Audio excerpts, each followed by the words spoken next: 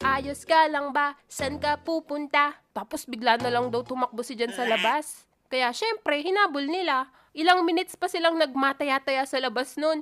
At nung nahabol na nila si Jan at tinanong kung saan siya pupunta, alam nyo ba kung ano sinabi ni Jan? Yung password! Hinanap ko yung password! Yan, computer pa more! Yung bunso kong kapatid, nag-i-sleep talk din, sometimes with walk, pero more on talking nonsense lang. Yung kung ano-ano lang sinasabi. At syempre, kilala niyo naman ako. Ako si Gia, na walang magawa sa buhay, kinakausap ko yung kapatid ko pag nagsasalita siya ng tulog kahit walang sense yung topic namin. At ito yung natabi kong recorded convo namin ng kapatid ko habang tulog siya. Baka sabihin nyo kasi imbento lang ako ng kwento dito no?